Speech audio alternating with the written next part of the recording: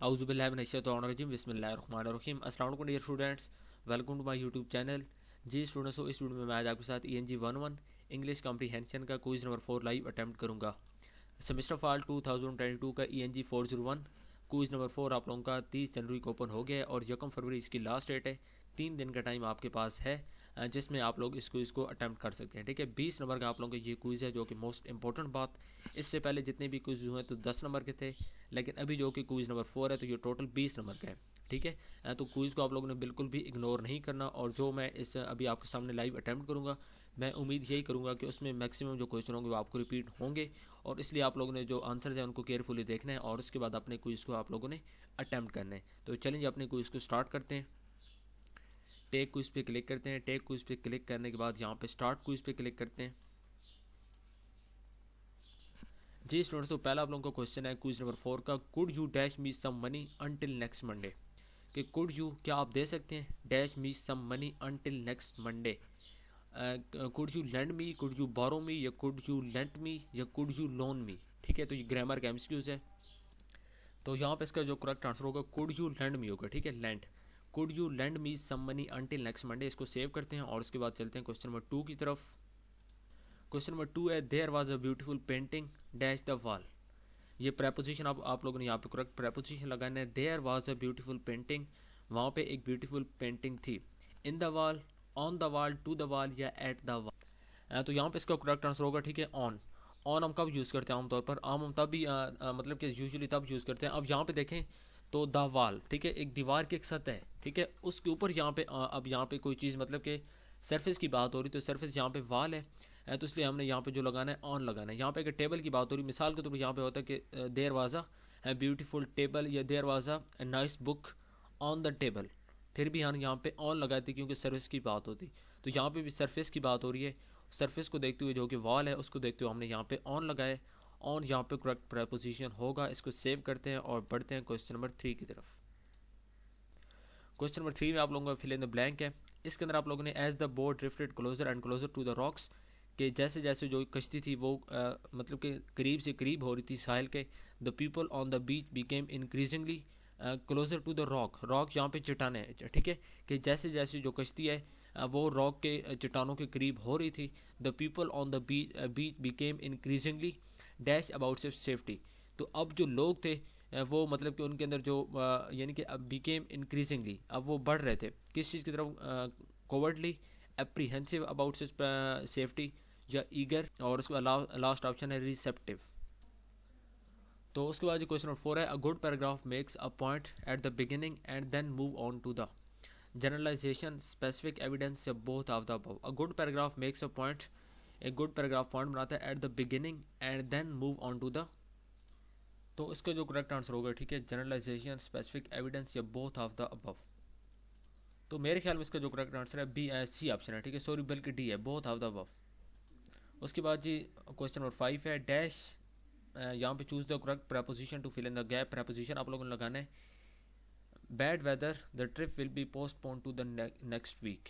तो यहाँ पे सिंपली इन केस ऑफ आएगा। ठीक है, in case of bad weather, तो बैड वेदर की सूरत में जो ट्रिप है उसको पोस्टपोन किया जाएगा नेक्स्ट वीक, अगले हफ्ते तक। तो ये इसका जो बी ऑप्शन है, इन केस ऑफ। ठीक है, ये करेक्ट है। इसको सेव करते हैं और बढ़ते हैं क्वेश्चन नंबर 6 की तरफ।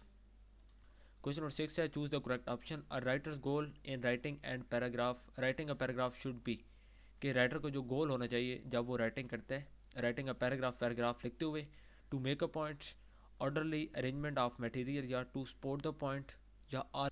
इसका जो करेक्ट आंसर होगा, ठीक है, ऑल ऑफ द गिवन, कि ये तमाम जो टू मेक अ पॉइंट भी होता है, ऑर्डरली अरेंजमेंट ऑफ मटेरियल, और उसके बाद टू सपोर्ट द पॉइंट, तो ये तमाम जो होते हैं राइटर्स के गोल्स होते हैं। इसको सेव करते हैं और बढ़ते हैं क्वेश्चन नंबर 7 की तरफ। क्वेश्चन नंबर 7 है, my brother speaks English very fluent, या फ्लुएंटली। तो यहाँ पे लाजमी बात है फ्लुएंट ही है, बिल्कुल आसान सा और बेसिक सा सेंटेंस है। My brother speaks English very fluently.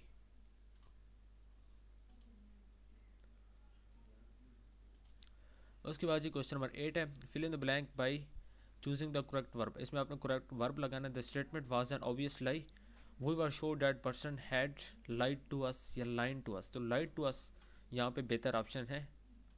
ठीक है, लाइड टू अस। उसके बाद क्वेश्चन नंबर 9 है, चूज द बेस्ट ऑप्शन।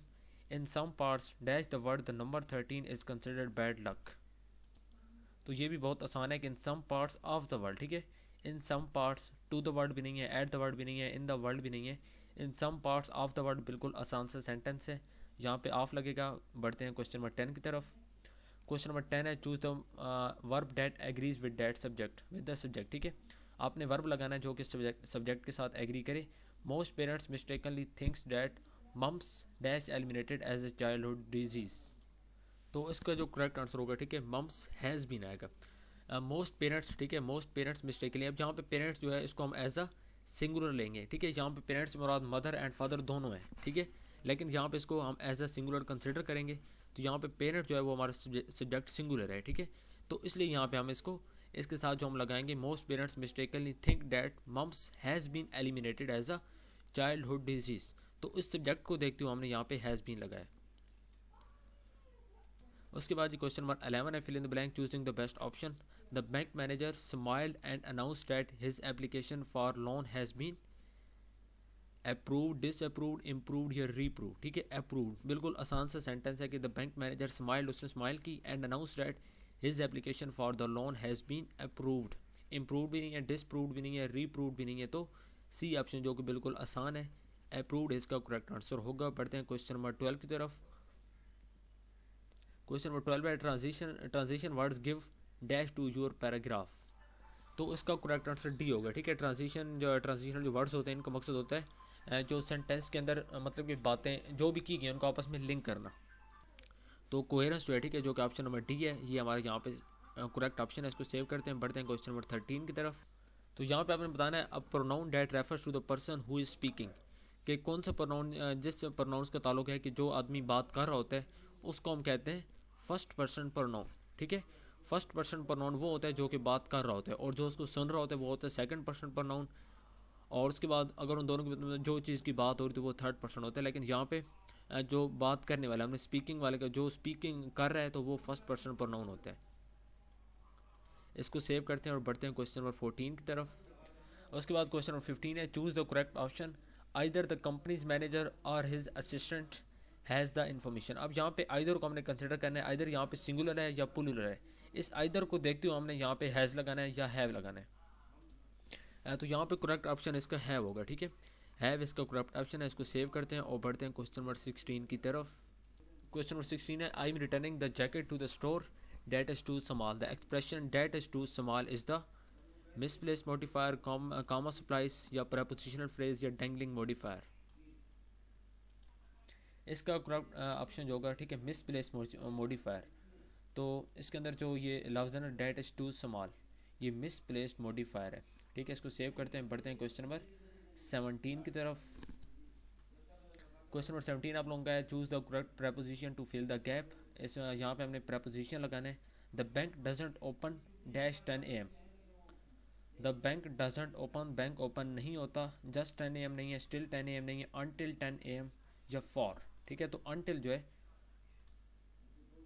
इसका करेक्ट आंसर सी है, ठीक है। तो अनटिल जो है वो यहाँ पे इसको सेव करते हैं और बढ़ते हैं क्वेश्चन नंबर 18 की तरफ। डैश माई बॉस और my sister in the union going to win this grievance. तो यहाँ पे हमने या इस लगेगा, ठीक है, या इसमें आर लगेगा, क्योंकि इसमें जो वर है वो भी नहीं आएगा और एम भी नहीं आएगा, एक बात तो कन्फर्म है। या इसमें इज लगेगा या आर लगेगा। तो यहाँ पे इज़ माई बॉस और माई सिस्टर्स, तो यहाँ पे ये जो माई बॉस है ना इसको देखते हो हमने यहाँ पे, क्योंकि यहाँ पे आर लगा तो आर का मतलब हमने इसको सिंगुलर कहना है, ये दो नहीं है, ठीक है। वो कह रहा है माई बॉस दरमियान में और है, तो इसका मतलब है एक बंदे की या बॉस की बात हुई है या सिस्टर्स की हुई है, तो यहाँ पे हमने इज़ लगाना है, ठीक है। Is my sister sorry is my boss are my sisters in the union. तो इसका करेक्ट ऑप्शन यहाँ पे इज़ होगा। इसको सेव करते हैं। बढ़ते हैं क्वेश्चन नंबर 19 की तरफ। क्वेश्चन नंबर 19 में आपने लगाना है complete the following sentence by choosing the best option. इसमें आपने एक बेस्ट ऑप्शन लगाना है the children at the deaf mute centre can, ठीक है। जो डीफ म्यूट सेंटर पे बच्चे हैं वो कैन, ठीक है। आइदर हियर, तो यहाँ पे होगा नाइदर एंड, ठीक है, नाइदर नॉर, कि ना वो सुन सकते हैं और ना वो बोल सकते हैं। तो नाइदर और नॉर इसका करेक्ट ऑप्शन है। इसको सेव करते हैं और बढ़ते हैं क्वेश्चन नंबर 20 की तरफ, जो कि लास्ट क्वेश्चन है। क्वेश्चन नंबर 20 है माई सिस्टर और माई ब्रदर। इसके अंदर भी आपने वही एज सब्जेक्ट को देखते हो आपने यहाँ पे लगाना है माई सिस्टर और माई ब्रदर, ठीक है। दोबारा फिर यहाँ पे आर आ गया तो इसका मतलब हमने यहाँ पे इज़ लगाना है, ठीक है। एक बंदे की बात हुई है कि माई सिस्टर और my brother is meeting you at the airport, तो यहाँ पे इज़ आएगा माई सिस्टर या मेरा भाई, मेरी बहन या मेरा भाई। तो यहाँ पे दरम्यान में या आ गया, मतलब कि एक की बात हुई है, ठीक है, दोनों की नहीं हुई। दोनों की होती यहाँ पे आर आता, लेकिन यहाँ पे अगर यहाँ पे एंड होता फिर हम यहाँ पे आर लगाते, लेकिन उन्होंने यहाँ पे दरम्यान में आर लगाया तो हमने यहाँ पे इज़ लगा देने। इसको सेव करते हैं और ये हमारा लास्ट क्वेश्चन था। यहाँ पे हमारा question number question number 4 complete हो गया है। और उम्मीद करता हूँ कि इसमें से इंशाल्लाह आपको कुछ ना कुछ क्वेश्चन लाजमी रिपीट होंगे और वो क्वेश्चन आप लोगों के ठीक होंगे, ठीक है व्यूअर्स। तो मिलते हैं नेक्स्ट वीडियो में। अगर आप चैनल पे न्यू हैं तो काइंडली चैनल को सब्सक्राइब कर लें, उसके साथ लगे बेल आइकन के बटन को भी आप लोग लाजमी प्रेस कर लें, ताकि आगे जितनी भी मैं इस तरह की वीडियोज़ अपलोड करूँगा आपको उसका फ़ायदा हो सके।